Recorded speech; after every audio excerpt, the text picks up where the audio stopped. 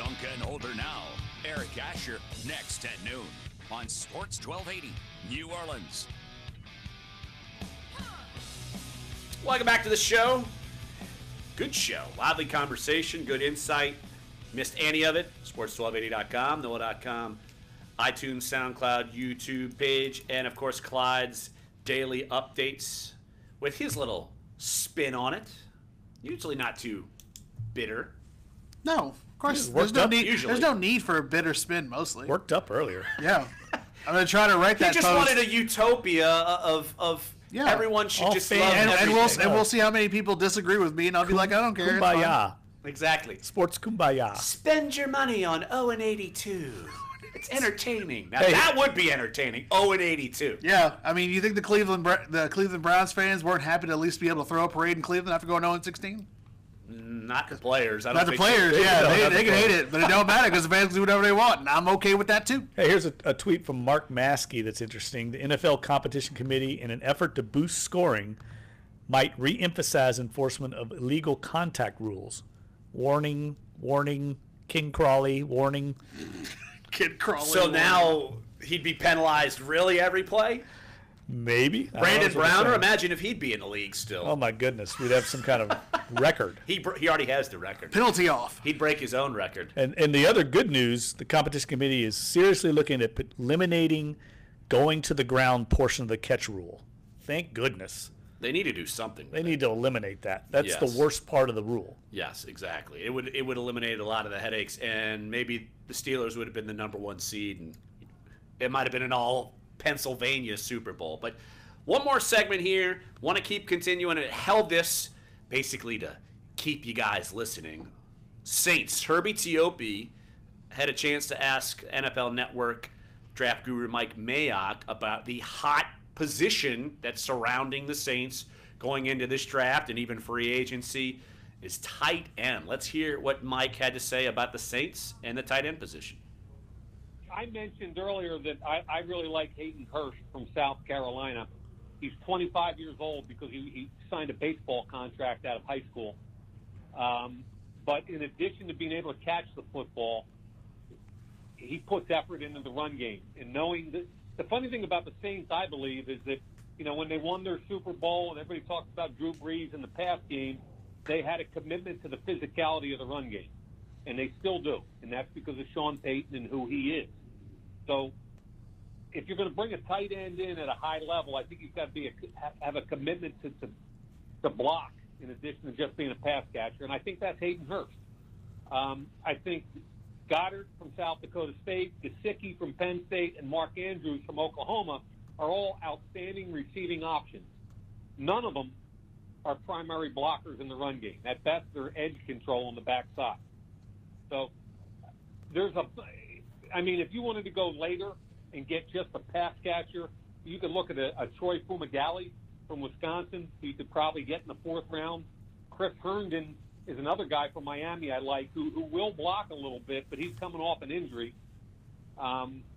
There's a bunch of tight ends in this draft. 90% of them are pass only, receivers only. But there are a few, like a Will Dissly from Washington, who will stick his hand in the dirt and move people.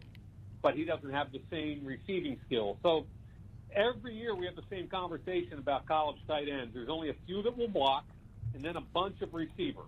And who fits what scheme the best. So if you look at a Zach Ertz in Philadelphia, I think that's what you're seeing with a Goddard, with a Gesicki, with a Mark Andrews, with a Troy Fumagalli. Those similar type guys, and I think could have a similar type impact. I'm wondering if the Saints are in the market for someone who has both receiving and blocking skills. Of course, in a perfect world, if you were elite in both, you'd be probably a top 10 pick. But in the nature of the NFL the way it is now, you're seeing the receiving tight ends go higher because, of course, this is a pass-happy league. But I found it interesting that he tabbed a 25-year-old tight end that the Saints might be interested in most. Now, do I like Mike's reasoning? Sure, because if you had a better Josh Hill, if he could receive better and he can also block, that's the ultimate 1-2. But at 25, I mean, is that what you're looking for? I'm not sure. And would he be someone you'd take in the first round? I'm not sure. Maybe if it's a third-round guy, I think that'd be okay. But the prospects, though, are interesting that most of the ones that he's mentioning are receiving tight ends like the Eric Ebrons of the world and, guys like that. Maybe Julius Thomas. Let's be honest. Colby Fleener, he's not a blocking tight end. He should be a receiving tight end. Yeah, it looks to me like this is a good year to get a tight end in the draft and that there's different prospects at all different levels of the draft. 3 minutes, guys. 3 minutes. There's first-round prospects late, kind of looks like late, and then there's second, third, fourth. Like you can get one that's going to fit your need maybe just about anywhere up and down the ladder, and I don't think the Saints are in the market to draft a tight end in the first round. I'll be surprised unless it's somebody they have graded in the top 15 and he drops to 27. Then maybe you do it because he's the best player available. I just don't know if there's one in this draft that would be graded that high. I don't know enough about this Dallas Goedert to say, wow, I think they'll pass, and wow, or they should go get him. I don't know. I think we'll probably start learning more about him now. Maybe they know because I'm sure they've watched film on him in this, but as far as for you and me trying to project something, I don't think I know enough about the guy, to be honest. He's not O.J. Howard. We didn't see him every week at Alabama, so we don't know if this guy is legit or if his numbers are gigantic because he's a bigger guy and basically can play wide receiver for FCS. Well, this kid was named after the Dallas Cowboys, so I think some fans it would take a little, warming to that. No, I think, and it would take a lot because, the transitive property. Let's see.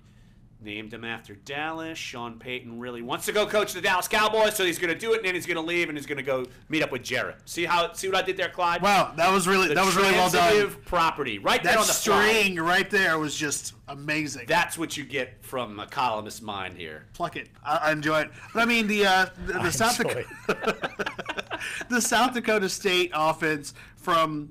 At least when I've seen it in person, because I've seen it in person, because I actually came to play at Nichols once, and it was like, wait, why do we schedule these guys? Only They're actually Clyde decent. would have seen But that's why we have Clyde, man. He's got all these undervalued He traits. goes where we don't go. Yeah, exactly. I go to the places the depth shot don't go. But South Dakota State's offense is known for being a offense that usually has talented running backs that go for a lot of yardage.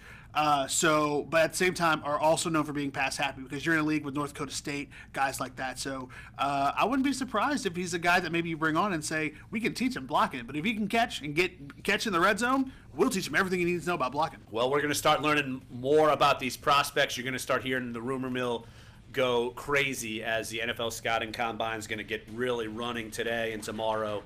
And check out all of our coverage at NOLA.com and the Times-Picayune because Josh Katzenstein and Herbie Teope will be blanketing up in Indianapolis. So great show. Eric Asher coming up next. Tomorrow, Wobble Wobble Wednesday, which means Will Guillory will hop on and we'll talk Pelicans and all kinds of other goodies. So come on back on a Wednesday right here. Sports 1280 NOLA.com and the iHeartRadio app. Dunc Holder.